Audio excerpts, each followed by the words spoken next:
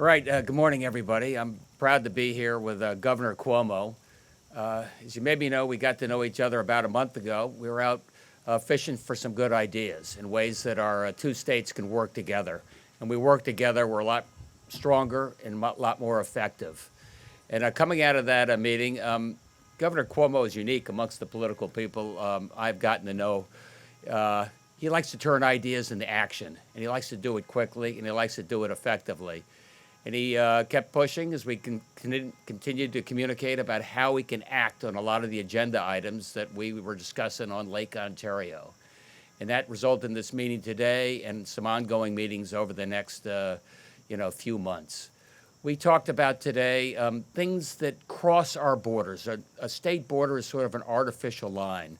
We talked briefly about cybersecurity, for example, and public safety, and ways we're going to do joint exercises, and more importantly, prepare for that eventuality. We've talked previously a little bit about joint purchasing and ways that we do this together, we can have some real savings. We talked a little more today in an ongoing conversation when it comes to transportation. We can speed up our transportation system, do what we can to end gridlock, get the rail going in a way that it should be going. But it doesn't work unless if the Metro North goes all the way into Grand Central Station. It can't stop at the border. And Governor Cuomo has been so aggressive and ambitious in upgrading his transportation system there in New York over the last period of time, and the success of the Mario Cuomo Bridge, and the ability to show people that this investment dollars make a difference every day.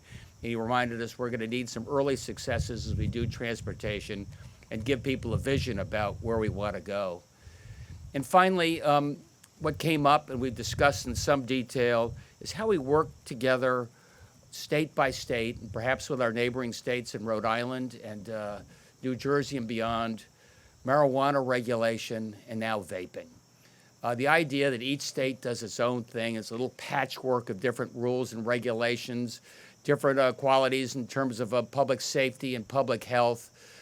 Governor Cuomo really has been forceful in saying this is something we want to do together. We want to do it on a timely basis. We don't want to give up marijuana to the black market. We've seen how dangerous that can be.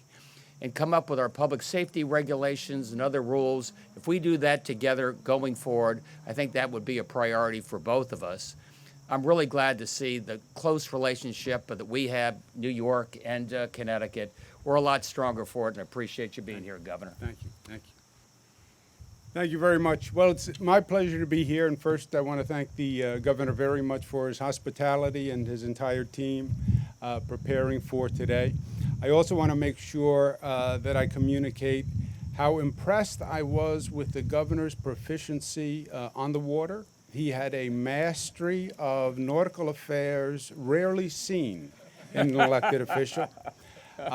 He was really impressive in advising the captain on how to catch fish, which was, and successful at it, and was very kind, not to mention on our fishing trip that his fish was actually a little bit bigger than my fish, but decorum caused the governor not to mention that. I'm very excited about the relationship with not just the state, but with Governor Lamont. He's here to make things better.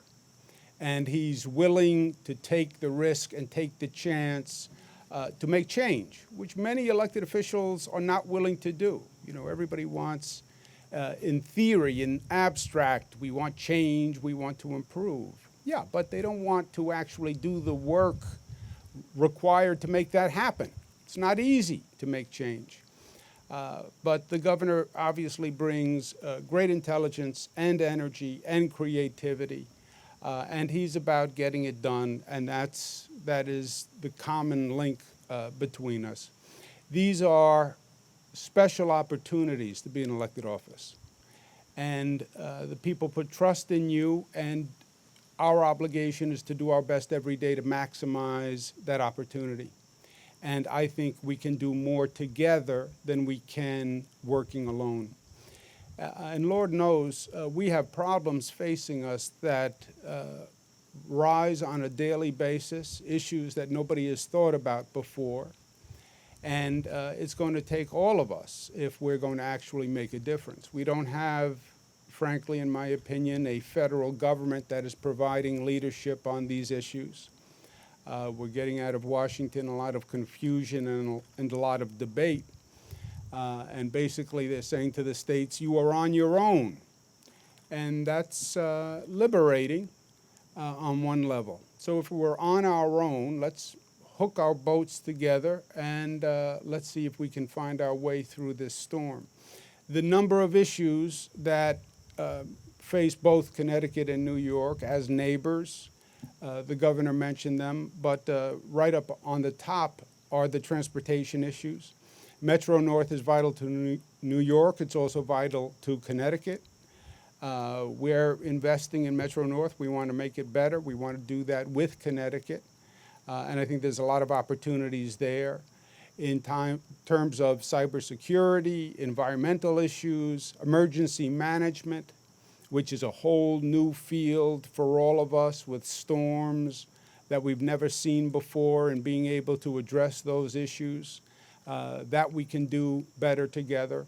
And then the issue of marijuana and legalizing marijuana and vaping, which the vaping issue is real and it's frightening. You have hundreds of people all across this country who've gotten ill. We have about 100 people in New York State.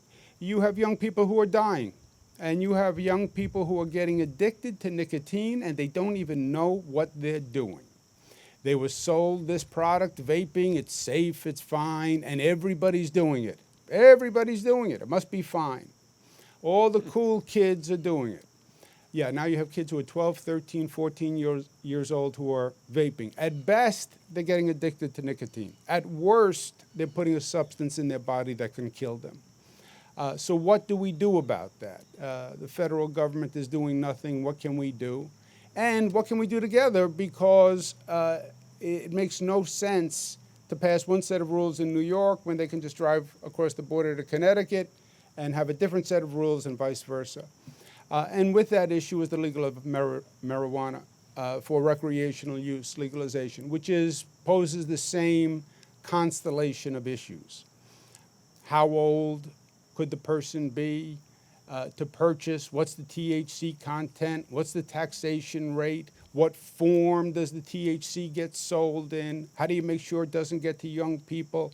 How do you make sure the police force is ready to enforce these laws and trained to enforce these laws? So in concept, many people agree on the legalization of recreational marijuana.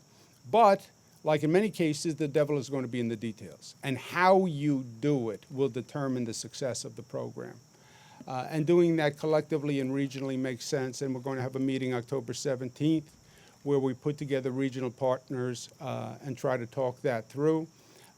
My goal is to have a proposal by January that I can make in my state of the state to my New York State legislature. And hopefully we can come up with some common premises for the program. We won't agree on everything. We're not supposed to. We're supposed to represent the people of our respective states. But the conversation is always good. The discussion is always good. And I believe we're going to find many common paths to a better future. But I want to thank the governor and his team very much for the hospitality again. Thank you.